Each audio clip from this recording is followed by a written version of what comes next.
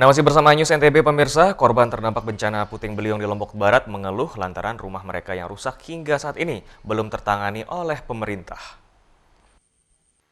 Sejumlah warga di Dusun Karangbucu, Desa Jagaraga, Kecamatan Kuripan, Lombok Barat yang terdampak bencana puting beliung pada bulan November 2022 lalu hingga saat ini belum tersentuh bantuan perbaikan rumah. Seperti rumah Asia ini misalnya yang sebelumnya ambruk karena angin kencang namun tak kunjung mendapat bantuan. Karena bantuan tidak kunjung datang setelah 3 bulan menunggu, Asia terpaksa meminjam uang jutaan rupiah untuk memperbaiki rumahnya secara mandiri karena tempat tinggalnya tidak layak huni. Selain khawatir dengan kondisi cuaca ekstrim, Asia dan para korban lainnya yang terdampak puting beliung juga mengaku kecewa dengan lambannya penanganan dampak bencana. Warga berharap pemerintah segera memberikan bantuan perbaikan rumah yang ambruk akibat angin kencang agar bisa kembali beraktivitas normal seperti biasa. Membangun ekonomi mereka yang terpuruk karena hilangnya pekerjaan dan usaha mereka. Sehingga angkiran itu si adik ini si kebiaya gini narik tahu lalu kenyodo nih kita balik oleh jadi nahir utang kebiayaan ini tidak guna marah nih kira dia manjai 2 bulan. 2 bulan kamu tahun baru nih. Oh iya. Kan luah dari kipira. Nih ke bawa saja dari Di desa sih sudah ada, tapi untuk perbaikan belum ada. Belum ada ya. Untuk temboknya ada yang atapnya. Yang paling banyak sih atapnya yang paling banyak. Atapnya ya. Kalak BPBD Lombok Barat, Mahnan menegaskan pihak BPBD telah mengambil langkah konkret dengan melakukan evakuasi korban bencana ke rumah kerabat terdekatnya, sembari menunggu material di drop BPBD setelah selesai asistensi dari inspektorat. Berupa makanan dan juga mengevakuasi ya, kepada tetangga ya. Kalau misalnya puting beliung terangkat kapnya ya tentunya kalau tidak bisa pakai terpal ya berteduh di rumah keluarga yang layak. Sembari kami mengusulkan untuk pengadaan material bahan bangunan berupa kayu, spanduk dan sejenisnya. Itu sedang berproses saat ini. Data BPBD Lombok Barat sebanyak 4 unit rumah di Dusun Karangbucu yang rusak akibat bencana puting beliung belum tersentuh bantuan. Terdiri dari 3 unit rumah rusak sedang dan 1 unit rumah rusak berat. Dari Lombok Barat, Muzakir, iNews melaporkan. Kita beralih ke informasi lainnya pemirsa, antisipasi penyebaran COVID-19 varian Kraken atau XBB 1,5, pemerintah gencarkan layanan vaksin booster dosis kedua secara masif sejak 24 Januari 2023, menyusul ditemukannya 2 kasus COVID varian terbaru di Indonesia.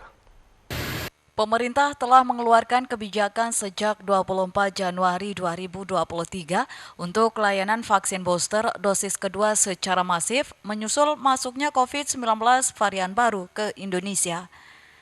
Jubir Satgas COVID-19 Kota Mataram menjelaskan vaksin booster dosis kedua di Mataram belum mendapat respon dari masyarakat dan kedepannya Satgas akan lakukan sosialisasi yang lebih masif lagi dengan skenario membuka layanan atau gerai vaksin di mal hingga mengoptimalkan pelayanan vaksinasi di puskesmas dan rumah sakit. Vaksin tahap kedua ini kan belum terlalu direspon oleh warga masyarakat kita. Memang kemarin mengatakan kalau kita melihat pencapaian booster pertama pun hanya di bawah 30%. Di booster tahap kedua ini pun sepertinya sejauh ini kita melihat evaluasi yang terjadi di berbagai puskesmas dan rumah sakit, capaiannya tidak memuaskan. Ini yang barangkali ke depan Satgas akan melakukan sosialisasi yang lebih masif lagi. Masyarakat dihimbau tetap waspada untuk antisipasi penyebaran virus COVID-19 varian Kraken dengan tetap menerapkan protokol kesehatan yang ketat. Sementara stok vaksin booster dosis kedua dipastikan aman di setiap pelayanan kesehatan milik pemerintah di Kota Mataram. Dari Mataram, Romi Ardi, iNews melaporkan. Pemirsa, jelang perhelatan WSBK 2023, Pemda NTB tengah mematangkan berbagai persiapan menyusul target 100.000 penonton. Jelang pergelaran World Superbike 3 hingga 5 Maret 2023, Pemda NTB mematangkan berbagai persiapan dan ditargetkan 100.000 penonton. Pemerintah pusat meminta pemerintah daerah untuk melakukan intervensi terkait harga akomodasi hotel di kawasan Kek Mandalika agar lebih murah untuk menggait penonton.